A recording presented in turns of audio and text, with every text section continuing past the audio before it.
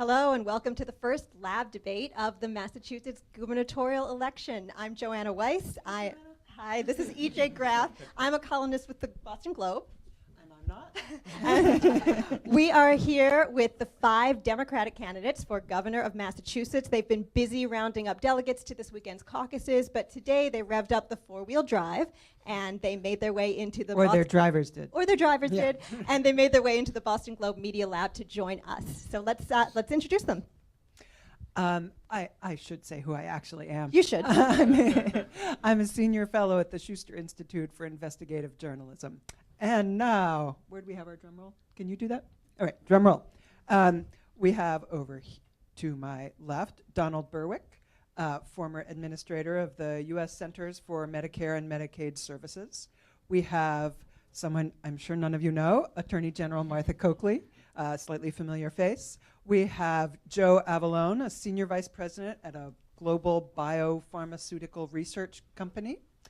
We have Juliette Kayyem, former Assistant Secretary of the U.S. Department of Homeland Security. And also a former Globe columnist, so welcome back to the building, Juliette. Thank you. And we have Donald, no. We have, we have 2 Don Berwicks. We have State Treasurer Steve Grossman. So as anyone who has watched our last lab debates knows, we're a casual operation here. We're on a first name basis. We have Speak for yourself. We have banned neckties, Ms. Graff, of any kind. In the car. And we've encouraged the candidates to interrupt each other politely, to ask questions of each other. We'll try to keep things fast and we'll try to keep things moving. We sometimes ask about cage fighting, but we don't do it here. We're nice and civil. So with that, I'm going to throw it to you, EJ, for the first question. Every Democrat in the universe, it might be one on Mars who's different. Every Democrat in the universe is in favor of expanding early education. Last year, Governor Patrick introduced a very ambitious plan to do the same. It went nowhere. Why, and what are you going to do differently? Don? Well, we have to fight for it. I'm a pediatrician. I know what it's like to have a 4-year-old not ready for school. That's a kid headed for low self-esteem and for failure. We've got to make the case to the people of the Commonwealth. This is just smart investment and compassionate public management. Universal preschool should be available to absolutely everybody. I actually think that it's just the beginning. There are a lot of things we need to do, including that, because we have, depending on who you listen to, between 25,000, 40,000 kids who are waiting to go to a preschool program. If we are really going to transform our education into something that will allow our kids to compete, not only against other states, but in a global economy, we have to make sure that they have pre-K, that they have an expanded school day, they get the appropriate STEM education, and we need to invest in it with our cities and towns. How are you going to make it happen? Well, I think we decide we want to make it happen, as we did with healthcare and other things we've done here in Massachusetts. We see growth in our economy in the last quarter of 5.5%. We look at economies, we set our priorities straight, we work with our cities and towns. It's got to be something government invests in. And do you find money for it? Joe Avellone. Yeah, I have a plan to close the achievement gap. That's my highest priority. And in that plan, which is published and is paid for, I do fund pre-K for the at-risk schools and certainly the failing schools, along with some other things like lengthening the school day. My plan is to establish a fund in the legislature. It'll be a dedicated fund for this purpose because it's my highest priority, and I'm going to fund it by lowering our healthcare costs. We have massive healthcare costs. It's 40% of the state budget. I'm the only person that's controlled healthcare costs here. I'll do so as governor. That will create room to invest in education. Juliette? I actually will push back a little bit on your premise. It's not true that nothing happened. Seats were made available, and then this year again, more seats are made available. So there's not going to be a complete victory at the moment. I want universal, as a governor, I want universal pre-K, and all the seats are going to open up. And so as a governor, you just have to keep pushing and keep opening up more seats and convince people that we are at a competitive disadvantage to other states, which ultimately is going to affect us economically. I have 3 kids that entered public school. That gap that you can see in pre-K between those who had sort of a pre-K 3 hours a day even, right? A pre-K opportunity, and those that didn't, is a gap that exists in 6th, 7th, and 8th grade, right? So we know it's hard, but let's not think that the failure to do universal means that we're not moving forward. We'll continue to. We can look at private sector programs. We can look at family programs, which help a lot, and then we steer the budget, which is a reflection of our morals. Okay, about 75 to 78,000 children are born every year in Massachusetts. We've got, as Martha said, about 25,000 kids on a waiting list. The legislature did put $15 million aside in the 14 budget, and there's another $15 million in this year's budget. But every year, if you set aside enough money for 1,700 kids, that's 23,300 kids who are left out, left behind. Oklahoma said, we want to do this, and they did it in 1998. Georgia did it. We say we're number one in education, and we're leaving behind 23,000 kids every single year. So you asked a question, how are you going to pay for it? Seems to me there's only 4 ways to pay for your priorities. You judge a society by what? By how it spends its resources. So you can pay for our priorities by growing the economy, by public-private partnerships, by saving money, or you can do it using additional revenue. And I've said during this campaign, and I'll say it right again, maybe my colleagues want to respond. I'm not going to rule out seeking additional revenue, but I would insist, if we seek additional revenue, that it's got to be accompanied by meaningful tax reform to hold harmless people who are low and middle income earning up to $60,000. That, to me, is how a society funds its most cherished priorities. Education is just one example of where we've just got to make new investments in this Commonwealth. Any candidate for governor is going to have to say that we're going to have to find the revenue to do this. We can do it through improving health care. We have high levels of waste on our health care system, big administrative costs. That's why I'll support single payer in this state. We need to close tax loopholes and exemptions, which have grown enormously, and I would reset to 0 and keep the ones back that add jobs or provide help to the safety net. And we need to have a fair tax system here. We need to have a way to have people at the bottom of the income spectrum be able to pay lower rates of tax, and people at the higher end of income pay higher tax rates. Quick show of hands. I know a couple of you want to chime in, but how many of you would support an increased tax, pursuing an increased tax for early education and childcare? I will support the it first on place I go. a fair basis don't in think which I people agree at with higher Joe. income That's the pay first more. place you'd go, Martha Coakley. No, it's not the first not place the I first would place go. you'd go. No, I'm no, sorry. not the first place I go. Picking up on what Joe said, for every 1% we save in our medical costs here for government, we save $100 million. And Don mentioned this too. We have waste and fraud, never mind alignment of priorities that we can do much better in looking at how we invest. We've seen a 5.5% increase in the economy just in the last quarter. And so we need to do these things, and we have to look first at what the priorities are, how we save money in the state, and then we'll have to look at what we do. And I think one area that we should look at is criminal justice issues. $1 billion is anticipated Agreed. to be spent by 2020. But this is a Mass Inc. bipartisan report by 2020 on prison construction. Our prison population is increasing 5 to 6% over the course of that time. We have a system that is not progressive by any stretch of the imagination, and it is eating us alive. I mean, in terms of the number of people we put in for nonviolent offenses, the sort of what happens in the correction system, and then our recidivism is 50% depending on what numbers you look at. So if you want to look at big ticket items and where we are behind other states and we have not reformed our criminal justice system, that is an area where you can find big bucks, and it takes a governor to push it through because otherwise it won't get done in the state. And if we put kids in pre-K, they won't end up in our which criminal is justice that system. Don raised his hand on a tax increase for early education, Right. and Steve did not, even though you were the one who raised it. No, what I said is I wouldn't rule it out. Yeah, And but I would, if we use additional revenue, and I would not rule it out, I would insist that it be accompanied by meaningful tax reform. We've I'd got to like make to- our I'd like tax to say system more something- Can I just say progressive. something on that? We left that, Joe. Yeah, I'd like to come back on taxes. As Democrats, I don't think we can go to our citizens and our taxpayers with a $36 billion budget and say everything's fine here and we want to raise taxes because there's some other things we want to do. It's not necessary. I think we're in an extraordinary time when we have 40% of our state budget tied up with healthcare costs. It's also the biggest budget buster in every city and town, and we all know it's squeezing our businesses and our families. We don't have to have it that way. There is $29 billion in waste in our system that's not in healthcare system, not delivering improvements, which is the report from our own Health Policy Commission that has measured it literally for the first time.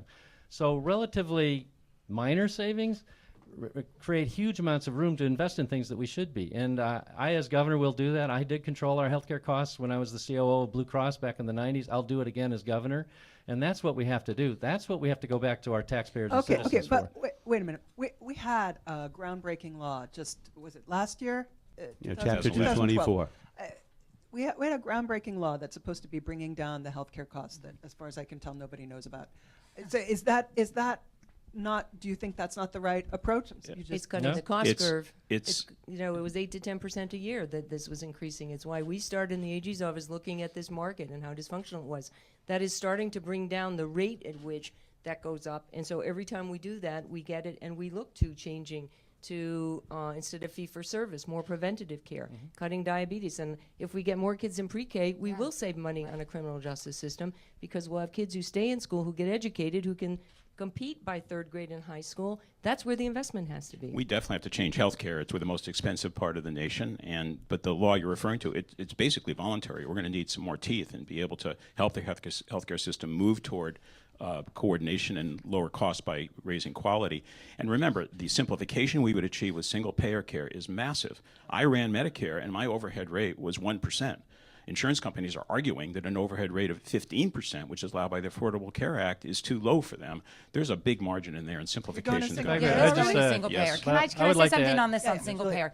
payer? So Don says he's the only person who's put single payer on the table. I think all of us, know that single payer could work, but let's just be clear and No, talk about. I'm Except not- for, I'm sorry, not for Joe. that. But let's just be clear. Single payer will be a huge fight for this state that has 98% coverage. So a governor has to pick your fights, right? And let's just say we are now going against potentially one of us, Charlie Baker, who's making a suggestion out there, although it's hard to tell, that he wants the state completely out of the ACA.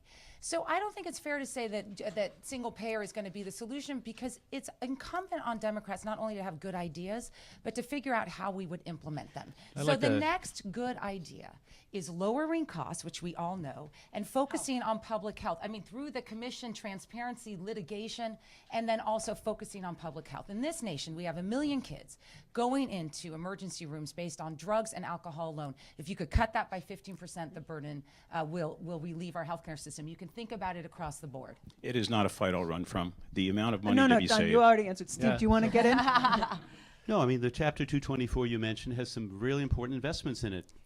Significant amount of money, more than $100 million for struggling community hospitals. If you want your community hospitals to continue to be viable, so you don't have just a few major systems in the state, then you've got to invest in those. If you want healthcare technology to be implemented statewide, you've got to invest in that. So if you want So your is the community... law enough, or does it need more teeth? No, I'm I can simply respond to that. Here's the point I was Yeah, trying to make. It's fine to suggest that we are going to save money by implementing healthcare reform, but if you truly believe that universal pre-K and start with 4-year-olds is something that you want to implement over the next year or two, I would challenge everybody on this panel to find the money overnight in year one of your administration to save enough money to pay for that. So the question is, if you can't save it overnight, because it'll take a number of years to implement these new approaches to saving money in healthcare, then how are you going to find the money to do that? And that's why I said I would not rule out revenue, and if you go with revenue, you've got to make it progressive. You've got to Okay, make it all right, fair. we got That was that. my point. So that I was think trying to make. anybody, including I know Don, knows that what we have to do is change the way we actually deliver care. It's not the insurance mechanism on top of it that's driving up the cost. Those costs are going up in the public programs as well. It's how the actual fragmentation of care occurs today. It's very uncoordinated. We all know referring people to doctors and then on to other doctors, repeating the tests and all that. That's wildly expensive. That's where the $29 billion came from. As we move our healthcare system towards what are called organized systems, doctors operating in teams to take care of the whole patient, and move away from fee-for-service, where you're paying for volume instead of the quality of the outcomes. We do those two things, we get to a place where it's much more stable and affordable and better outcomes. It also That's- means we can that's how pay you for do that. mental and behavioral health. Exactly, you can improve mental and behavioral health and bring it into the same system. This is where it has to go. It's not tinkering around the edges. The law, the first law, always anticipated 2 steps. There was always the first step of getting everybody insured, and then the second step, which is changing the delivery system. That's where we have to go now. Not. And is the law not adequate? Are you saying, I No. can't tell if you're saying, I think the law has good teeth in it. It collects the data. It requires action plans for those institutions that are above averages to bring them back to the state targets. And it ultimately requires being accredited in order to take on new contracts that manage populations of patients. That's a lot in the law, and I think we can work with that. It takes leadership, though. Don Berwick, last thought, and then we'll move on. I agree with Joe that you need to have a change in the delivery system. You need a spokesperson for the people getting the care on their behalf to change the delivery system. Running Medicare, essentially a single payer, I was able to do that, represent 100 million people in Medicare and Medicaid. Having a single payer system in this state would allow us to stand behind the people. We'd have Medicare for all effectively in the state. So which is it, Don? You're putting it on the table, or you're coming out today and saying, I will implement single payer as quickly as I possibly can? Which is it? Because you've said both. As you've seen in my response to the questionnaire, Steve, I'm in favor of it. I want to push it. We have to figure out how to do it. Your response has been equivocal. No, I saw what was on your website, and you said all through the debates we've had so far, I'm the only candidate who's put single payer on the table. I challenge that. Juliette challenged that. We've all put it on the table. We're going to work with Governor No, we haven't Shumlin all put it on the table.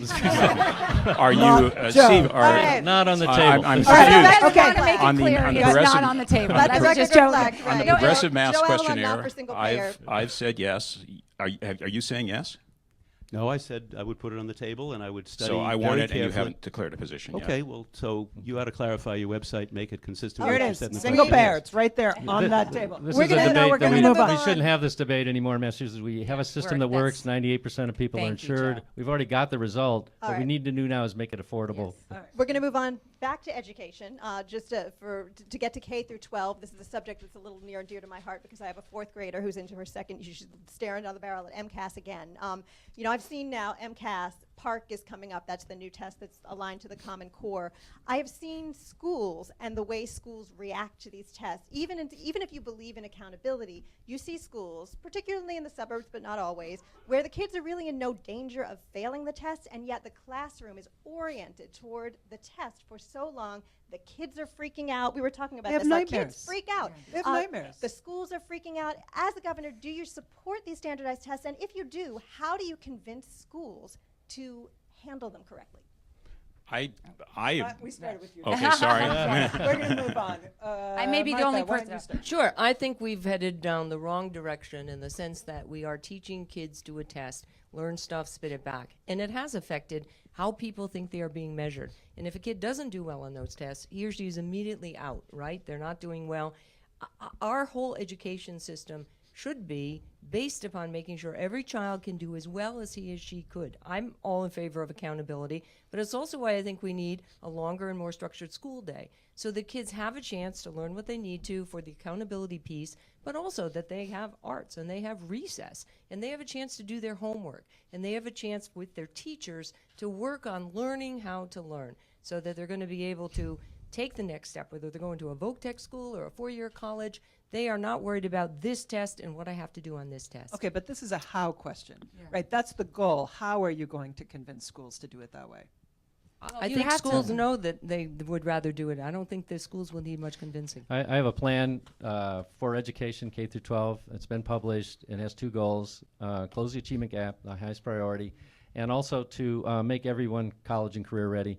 The testing has served a role, but teaching the test, of course, is not good. And we need to have a more holistic approach now, beyond testing, just testing, to measure how students learn and what they're learning. We can do that. I mean, you don't. Do you change the structure of the test? Do you say not No, as many you go MCAS? beyond the test. I think you include evaluations from teachers as well. And obviously teachers are at the center of this. They're the everyday heroes that are doing this. They know these kids the best. And it's just like I run a large company. You know, I have about 11,000 employees. I don't give them a test every year to determine how they're doing. We have evaluation systems. We can use more holistic evaluation systems in our schools. We absolutely can do it. These teachers are professionals. They can be brought into the process more, and I think they should be.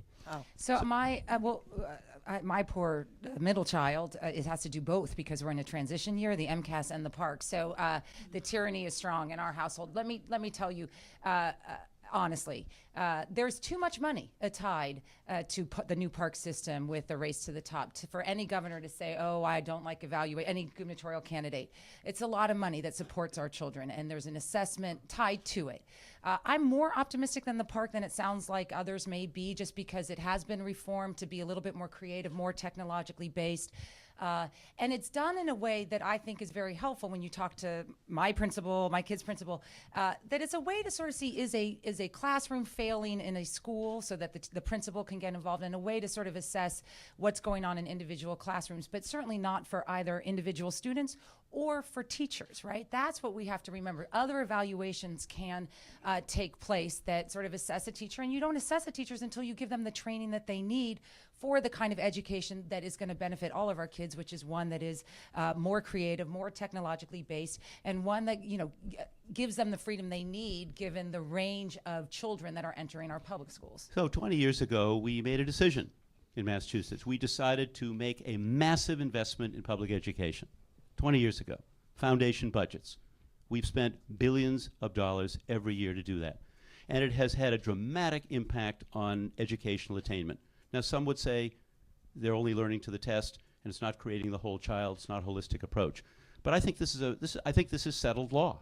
I think we have come to the conclusion that if you're number one in public education in the United States, and we can always do better, and if we were competing for $250 million of federal money for improving our educational system, that Park is the next step to MCAS.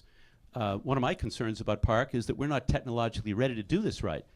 I've said I want to make every public school in Massachusetts digital learning ready by 2016 because, frankly, many of our schools are not technologically in a place where they can do this and do this right. So, of course, we have to make sure that young people who aren't able to learn well because they have learning challenges or learning disabilities, special education, we've got to take those children into account. But fundamentally, I will rest on the fact that over 20 years we have improved dramatically the quality of public education. It's about high standards and accountability, and I as governor want to maintain those high standards and accountability, improve the system, but those are the two fundamental principles. We still have a huge achievement gap because we have some schools that do very well and some that are way down here. Look, yeah, please, can I now? No, this is about teachers. Teachers are not the problem. They are the solution. Investing in teacher workforce, as any executive knows, and I've been an executive for 30 years, you invest in the workforce, you help them with their pride, their joy, their growth. That's where we need to go. I've seen a great example of this in Lowell, the Merkland School, level 4 school, a failing school. The union and the superintendent got together. They invested in the growth of teacher development, gave them opportunities for growth, level 4 to level 1 in 18 months. There's a lesson in that. It's not about standardization only. Real quick follow-up for all of you, yes or no, should Massachusetts join the Common Core? We already have. But Yes. We're there. Yeah, don't fight it. I mean, let's just be totally honest. We're actually playing There's a a lot leadership role. of federal dollars attached. So to let's it. work around There are it to people give who are kids the saying longer no. day. It's a platform, but we got to remember arts and ethics and citizenship all matter for kids. We got to turn the schools over to teachers and let them lead the way they want to lead. But I think it's instructive the Common Core is one in which Massachusetts is playing a disproportionately significant role out of a reflection and out of respect to what we've been able to achieve over the past 20 years here in this Commonwealth. Yeah, I reject the idea that it's dumbing down to the rest of the country. I don't think that's accurate, and I do think the Common Core is good for us. Okay, so let's talk transportation. We've taken care of the children. We've taken care of our health. How do we get around in this state? And many governors, Four-wheel drive today. talk about expanding rail service to cities like New Bedford, and I'm going to add Springfield. It does not happen. Even though Massachusetts has plenty of old rail beds that would be easily adapted. But there's competition for those rail beds from the people who want to change them to bike trails. Another fabulous transportation alternative. So, what's more important to the future of the state? Trains, bikes, or canals? Sorry. Canals. I tossed that one in. Which century? Let's start with Joe. Oh, yes. We have huge infrastructure transportation needs in the state. We're behind because of the massive overruns of the Big Dig. Thank you, Charlie Baker and the Weld administration and others that came before. We do have to invest in it, and we need a dedicated revenue source. My belief is that the South Coast Rail is absolutely imperative. I think we have to connect the South Coast to the rest of the state, certainly through Greater Boston, in order to bring that region back, and that's what has to be a big focus of the next governor, is bringing a lot of our older urban centers back. South Coast Rail is imperative. Not only does it allow people to come to Boston for middle-class jobs, but it creates new industries in the region that have to be connected to the rest of the state. So I believe that we will need more dedicated revenue. We've started with the gas tax. We'll probably need to continue on in order to afford the things that we need to do. but certainly part of it's rail. South Coast Rail is probably high among them. But we do have a dedicated. That's Go ahead, he Juliette. interrupts me all the time. No, I'm joking. No, that's fine. Listen, when we talk about infrastructure and transportation, what are we talking about? We're talking about mobility, and mobility is what is gonna help in almost all issues that we have today: income inequality, education, kids' access to jobs, and so we have to invest in it. Dedicated streams are absolutely right. Public-private partnerships are absolutely right. When you go out and you talk to gateway mayors, gateway city mayors, it is about the ability to move people around from job, school, to home, right? And it is about the regional transportation authorities. When I think, if I were governor, about this state as a globally competitive state, I don't think about the trains or the rails. I think about the ports. The ports are our access to a global maritime community that we should be in a fight for. Massport anticipates 20,000 new jobs in the next 15 years if we can just sort of, not even dredge, just sort of begin to expand the ship beds. It's exciting for this state, and we have to invest in what we're good at in Massachusetts, which is one of the areas is our ports. Juliette, if you can't get the stuff out of the ports if you don't have trains. That's right. No. I know, but I've said that before. Look, whether it's New Bedford or Boston or Gloucester, but let's look at Boston. We don't have a rail. We're quite unique in this regard, and not in a good way. We do not have a rail to our major port. So what happens is, if you're a shipping company, right, you think you come in and you think you got to get it on a truck. The truck then has to go to rail. Well, that's a lot of cost. And then you look at Baltimore. Baltimore makes it a lot easier. And so we have to think of ourselves in competition with other states as well for a global economy. So it's transportation infrastructure are about our experiences as citizens, but it's also about Massachusetts as a magnet for a very exciting, global economy that we can grab. So I think of three things. I think of jobs of economic growth, and look at Worcester. Perfect example. You mentioned Springfield. Back and forth to Worcester every day go something on the order of 20 trains.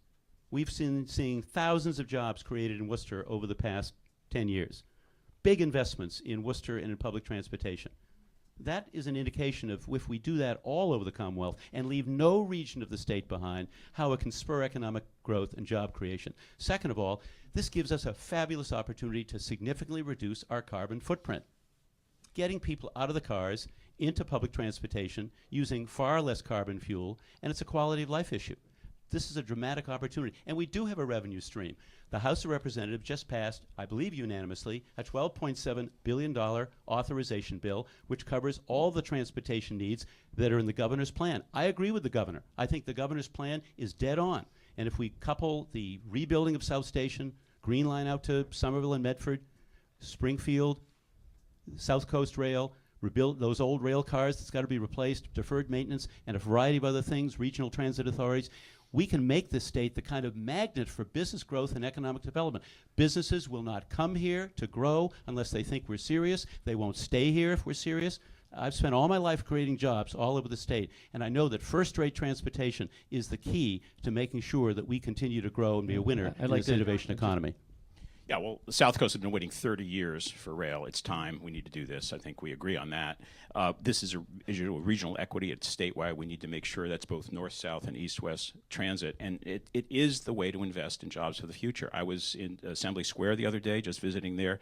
20,000 jobs are going to be added to the Somerville economy, and it wouldn't have happened if the T-stop hadn't come there. Transportation and job growth and closing economic inequality gaps they're all connected. We've got to invest. But I would just say, to say it's all taken care of by a $12 billion bond bill is like saying we just put it on the credit card, which is what that is. Ultimately, we have to have a revenue stream that'll pay it. And pay it down, and we will have that. I'm glad Steve brought up Worcester, because the mayor just endorsed me there yesterday, and he endorsed me there Joe, yesterday. did he? On a train. Did he did. endorse you I on a missed train? that. We stood in a bakery, in fact. It wasn't on a train. But the reason he did that was because he knows that my approach to creating jobs is what's going to bring Worcester all the way back, and it has been making some nice progress there in recent years.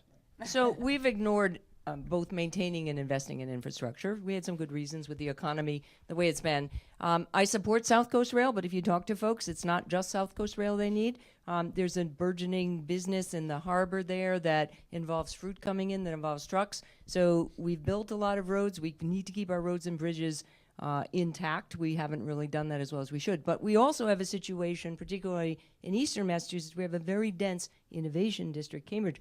We need to get people around and out. And so that involves looking at planning, in an urban sense, how we're going to do that transportation for people to get to their jobs, from their jobs, and then how do they get out? We're getting direct flights from China and other places around the world, which is great, but we need serious investment in maintaining what we have now, but planning, I think, regionally, how those investments will work to move people, as everybody here has said, and how we can expand in the next 5-10 years. Can I just add to that? Because you did ask about biking. So the obligation of the next governor, if you want to take climate change seriously, which, I come from Homeland Security, so I think about issues as risk reduction. What are these big risks that we're facing? And regional planning to deal with climate change adaptation is a key part of my climate change platform. But we cannot do that. We cannot get individuals to change their behavior unless transportation is working in an efficient manner. So if you're going to add 50,000 people onto the Green Line, it cannot handle that now. So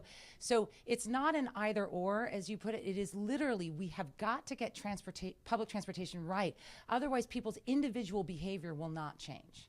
Plus what about canals? Okay. Canals, anybody? I missed that one. Perfect. All right, we're moving on. We're going to take a break from long form answers and move on to our favorite thing, the lightning round. Some candidates in past debates have had a little trouble following directions on this, so we'll see how you guys do. We're looking for one word, or in some cases, one number answers. First one, should the casino law be repealed? Me first? Go first. Yes.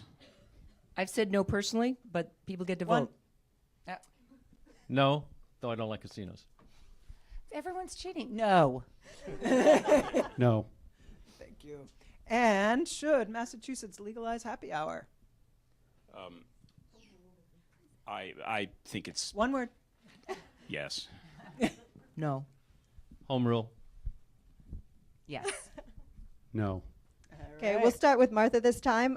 One more alcohol question. Should towns be able to set the number of liquor licenses they have? Perhaps. No, they should be able to do more than they do. I believe we should expand the cap on that. Yes. Yes. No. Yes, I believe so. So I've been a selectman, Steve. I can tell you, you need to do that. Lightning round. Okay. And all right, we're gonna go backwards this time. Start with you, Steve. What Can should we go to 2 words, maybe? No. This is a number question. What should the state's minimum wage be here in Massachusetts? $11 an hour. Above 1020. 11 an hour. 11 an hour. $11 an hour. 11 and then go up.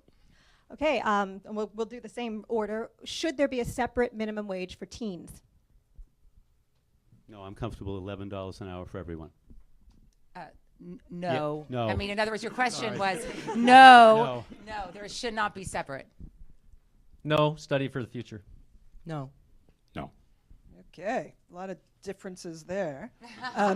Okay, now starting with Joe, moving around this way. What's your favorite Philip Seymour Hoffman movie? Oh, jeez. He was in a bunch of good ones too, and now I'm blanking. Okay, well, we can all right. Juliette, and we can come back to you. Wait, what's the one? Now I'm blanking too. The problem of dying the way he has is that you actually can't get past that moment. So the question I'll save for the next governor's race. Can anyone recall a Philip Seymour Hoffman movie? Capote. Give us 10. Pardon? Capote, We yeah. got Capote. Yeah, That's the one he brilliant. got the Oscar. Yeah. Capote? Did he win for that? Okay, we'll start with Martha on this one. Massachusetts state song, Roadrunner or Dream On? To what it is now, you mean? What should Or it what be? it There's a should bill. be. We have There's two a don't bill. have a proposals. state Someone's going to song. have to sign a bill. Oh, dream on. Yeah. Dream on. I mean, yes. I mean, Joanna, this is a question. Dream on? Dream on. Roadrunner. Yes! I will dream. Sorry, loaded the stack here. Should we, let's see, again, starting from Steve, moving this way, should we repeal the sales tax exemption for candy and soda? Should we repeal the Should they have Repeal the sales exemption. tax? Should there be sales tax? Let's ask it this way. Should we impose sales tax on candy and soda? Yes. Yes. Yes, public health. No. Yes, we should. Should we repeal, this is going to be another one of those double negative questions. Should we have a 3 strikes law? Which we do. Absolutely not. No. No. No. No.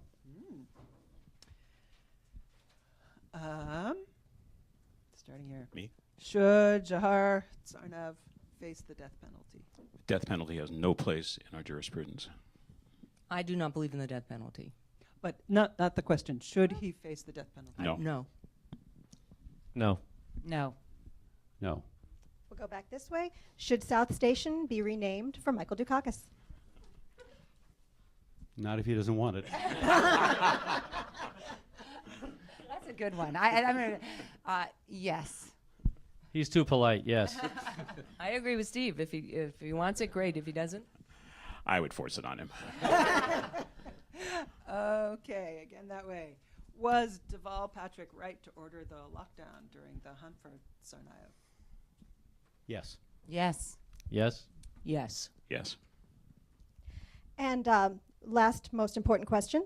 If you are a governor during future snow emergencies, will you wear one of those fleece MIFA vests? Anyone who wants to chime in? Yes. Vest and jeans, I promised. I have my own pink fleece vest. I'm ready to go. This is my bunker uni right here. I wore it today. I have an old one from my days as a governor's Homeland Security advisor, so I actually do want a new one. It's one of the main reasons I'm running.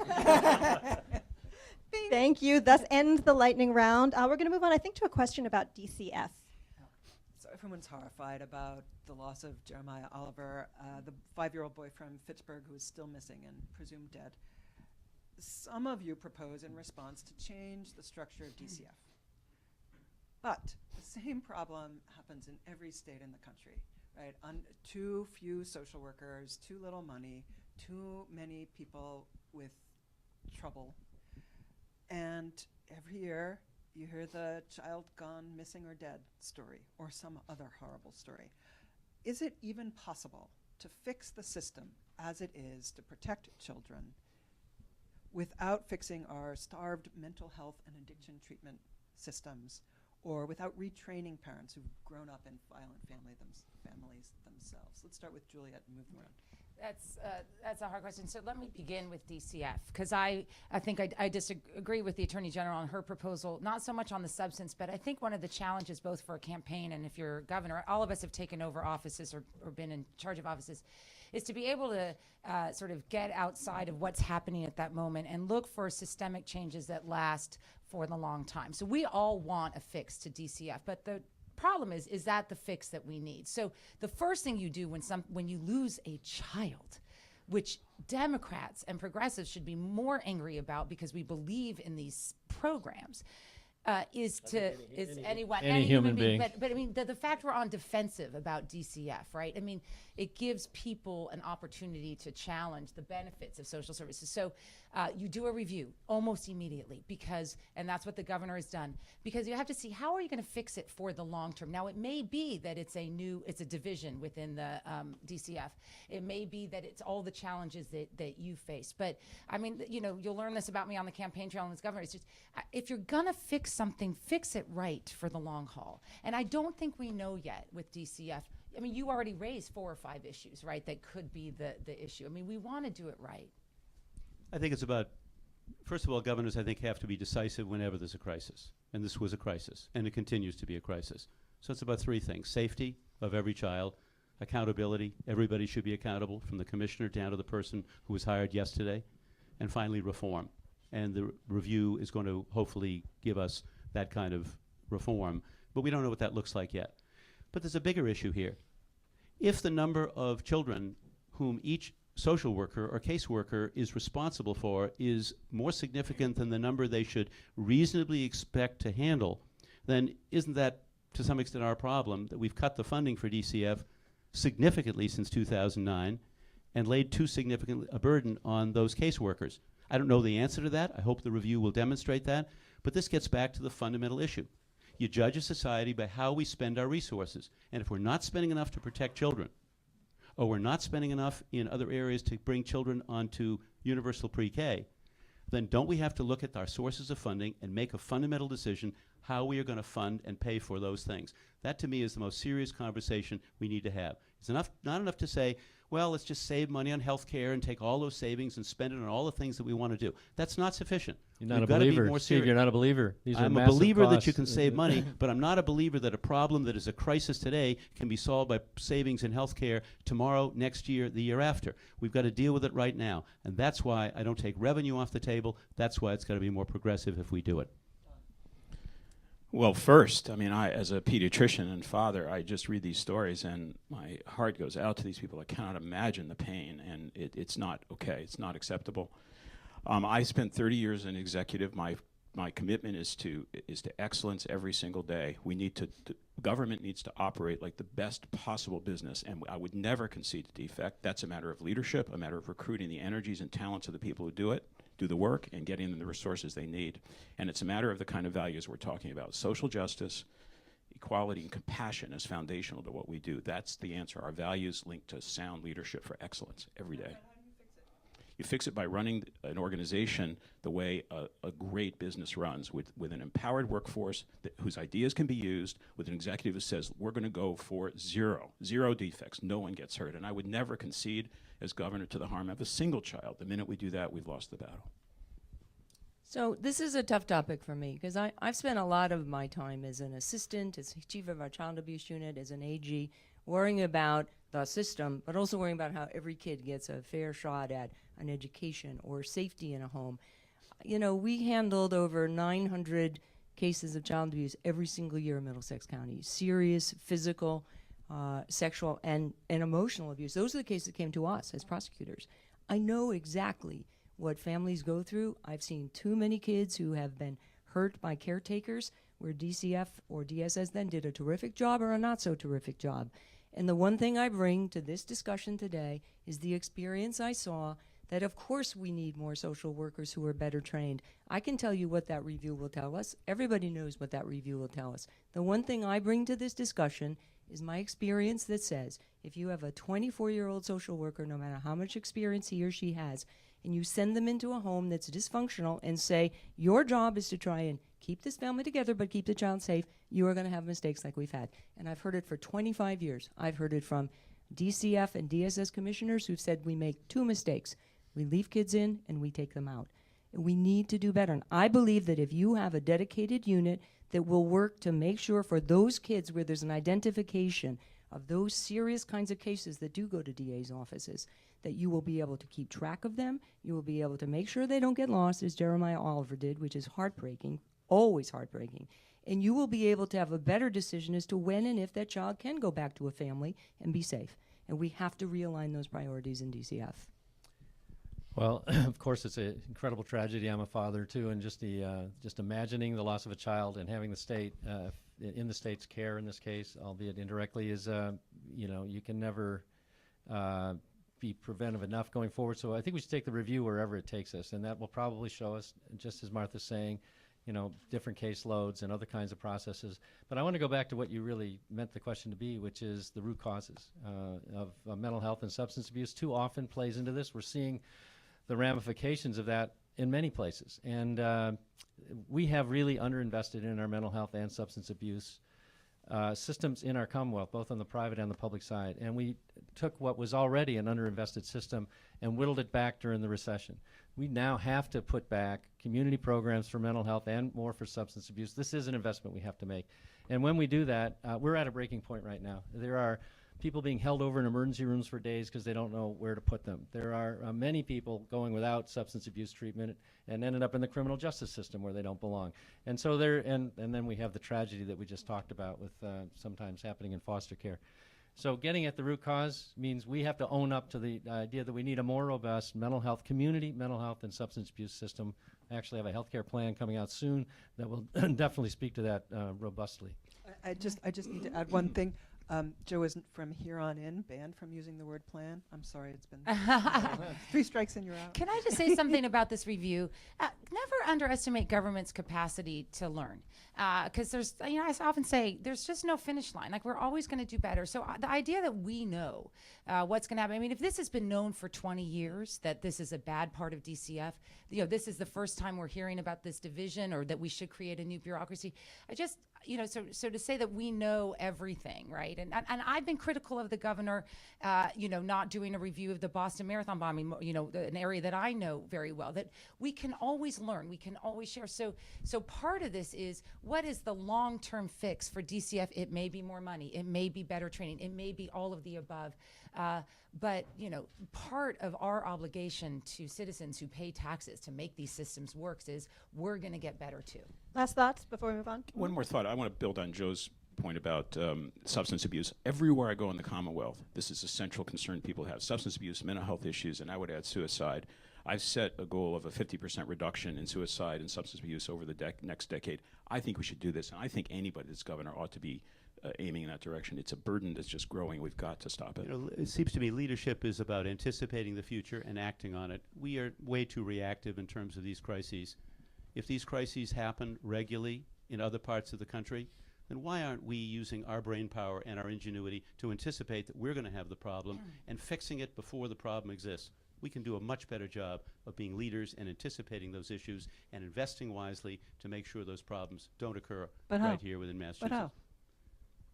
Part of it is Best- learning from other No, states. Juliette, you've had twice. Well, I would use the phrase best practices. I mean, if you look at, just to use the issue that we were talking about earlier, which is universal pre-K, look at what Oklahoma did, look what Georgia did, and learn from them. If there are other states that have done a better job with their DCF, with far less harm to those children dying, children missing, we've got these problems, we should look at other states. There have got to be other places that do a better job with their management of these issues than we do. We can't be the best in the country and still have lost so many children. Let's move on to another economic development question. Facebook had its 10th anniversary this week. I have this lovely little video in my timeline, and we've heard a lot of nostalgic talk about how it started 10 years ago in a Harvard dorm. We all know what happened next. Why is Silicon Valley the center of the tech industry in this country? Why isn't it 128? What went wrong? I'd love Martha, I'd love to speak let's with start that. with Martha Coakley first. I think that we have always been a little more conservative than California. We have more, I always say Massachusetts has 1 foot in the 21st century and one in the 18th, which California does not, or the 17th sometimes.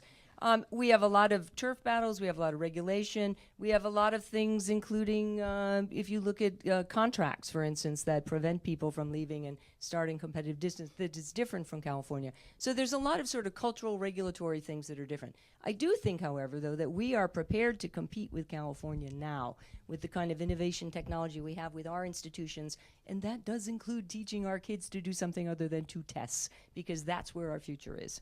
Joe, I'm sorry, you wanted to chime in. Yeah, there's a central lesson here. The reason it's in California is because the software industry was nurtured in Northern California. It's the pool of labor that's there, and it's not the innovators at the top. We have the innovators here in great spades. Where we lose out is the middle skills, so the basic software engineers. And we haven't focused on that as a Commonwealth, and that means our state and community colleges. That's where there are 120,000 jobs right now not filled in Massachusetts because we don't have the right skill sets. That's the only way we're going to bring the tens of thousands of jobs based on new industries like software here to the Commonwealth going forward. I've created thousands of jobs over 30 years and run a global business right now where we work with university systems around the world that reach out to us, understand our work skills, and then we hire people into their company. I had to develop our own program here at Salem State to do that very thing. Our state, going forward, needs to reach out and use this wonderful asset we've got, our state and community college system, in a much more aggressive way to develop the work skills for things like software, biotech manufacturing, biomedical manufacturing, alternative energy, kinds of precision manufacturing. That's where the future is for us. We're missing it because we're not using our asset that we've already got here much more aggressively. And if we did that 20 years ago, we wouldn't have missed the software revolution. And we have to do it now with the new industries. As the candidate who grew up in California, I'm going to state the obvious. The weather also helps. But no, let me These be guys serious never here. go Yeah, outside. Come on. I know. Yeah, they still held this today in the snow. But let me be clear here about what business-friendly means, because the other party has a way of sort of caricaturing our party as not business-friendly. Here's what business-friendly is. It is embracing people from all around the world who will be vital contributors to our economic and the future of Massachusetts. Massachusetts. So it is someone who has been pushing and will continue to push for immigration reform on the federal level, as well as being the most welcoming state. That, because these students are coming here and they are leaving, right? So the second, what else is business friendly? An infrastructure that works. I'm not joking about this. I keep coming back to it.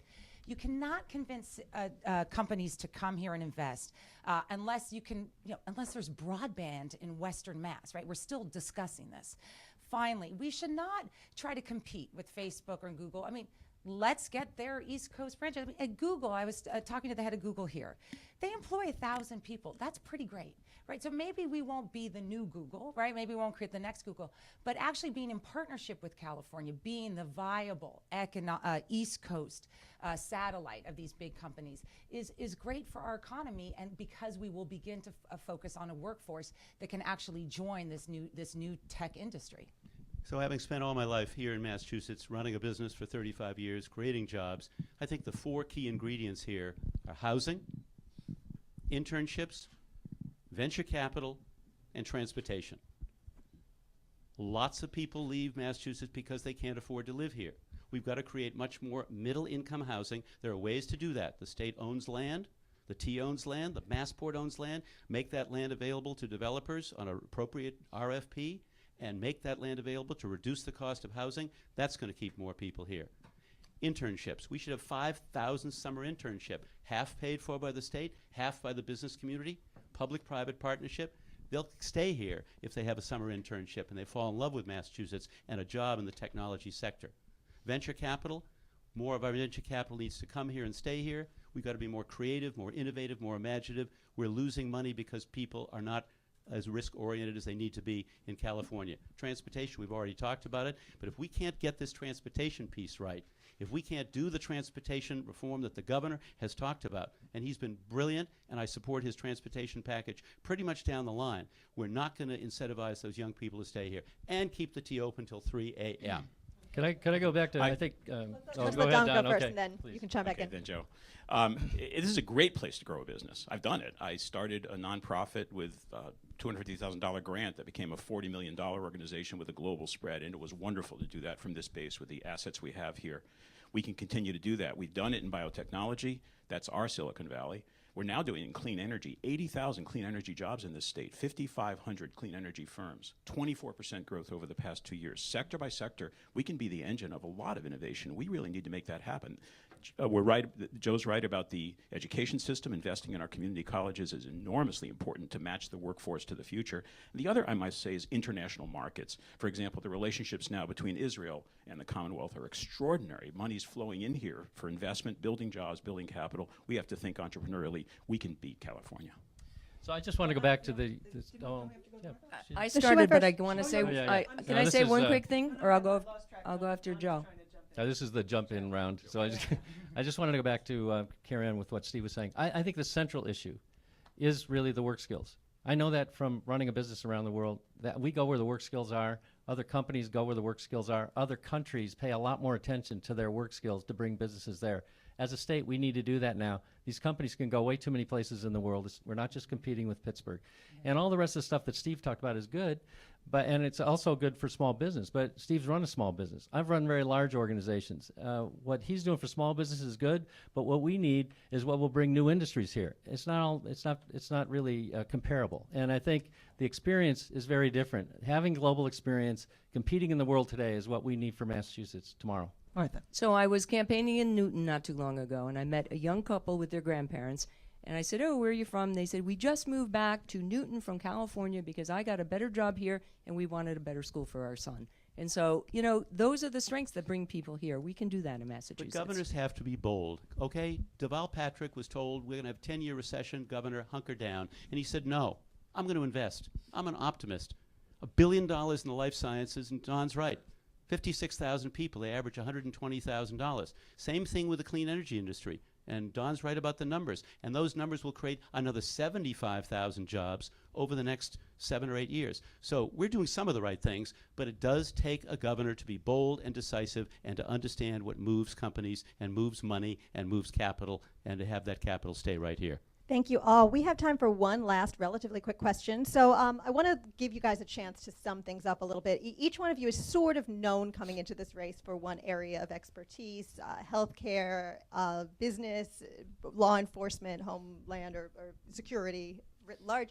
I want you each to name your most visionary idea outside your known area of expertise. And 25 words or less. if you can. We have a little bell here. We'll ring it.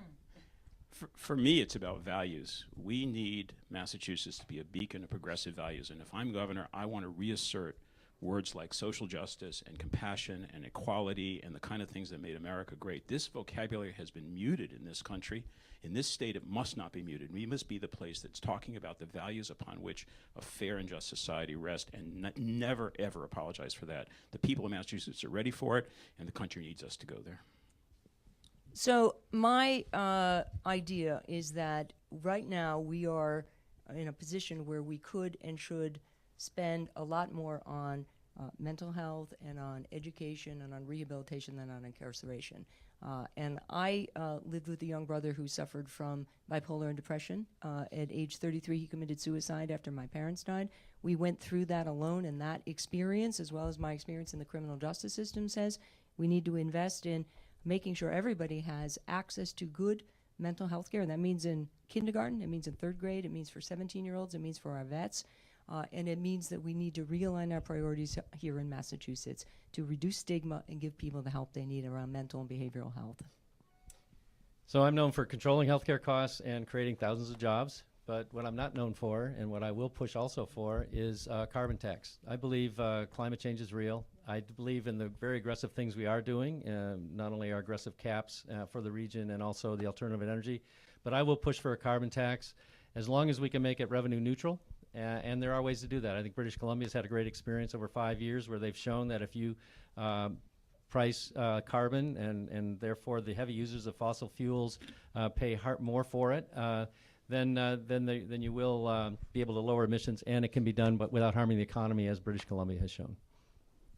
So I am known mostly in the Homeland Security space, although I started my career as a civil rights attorney, and in complex and crisis management, making government work to get the pieces together when communities need it.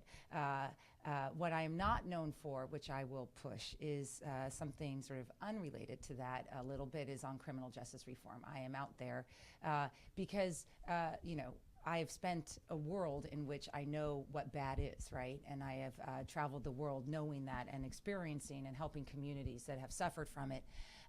And this is an issue that just Massachusetts can't sit on the sidelines anymore. If you look at the numbers, if you look at what we're doing to our children, it is something we cannot just pass on. We've lost generations of kids, and we need to get serious about it. And I think I am a Democrat who hasn't been part of the system, but someone who can talk seriously about, yes, there is bad. I agree with that, but I'm not soft on anything, and certainly not this. So I will begin to push that. So I think I'm known as somebody who, in business, in politics, in the nonprofit world, and as state treasurer, has been to the solutions business. When I make a promise, I keep it. Every promise I made when I ran as treasurer, I kept those promises. And so the most important thing I think about is inclusion. We leave too many people out. We leave too many people behind. We have 1 million people born in Massachusetts who weren't born in Massachusetts. To the extent that we can come up with a plan to create jobs and economic opportunity and leave no one out, make sure those gateway communities that are doing poorly but need an investment, and I'll be a governor who will invest in that manner, in those men and women, in those families, to make sure that economic opportunity is shared by everybody, broadly, across the entire breadth of this Commonwealth. Okay, now the critical question for Democratic primary voters. And you get 3 words. 3 words. How will you beat Charlie Baker? 3? I have an entire staff working on this now. No. All right, you got yours. That was staff effort. No, Okay. that All right, was a do-over. Martha, You go said be ahead. casual. Working every day. All right. Jobs, healthcare, education. Nothing for granted. Jobs, economic opportunity. Grassroots mobilization. Everybody wants it. All right. You guys did it. Thank you so much. That concludes our gubernatorial debate. Tune in for future ones. Thank you for following Boston.com. Thanks to all of our candidates and to EJ. Thank you for the chance, and I hope you all win.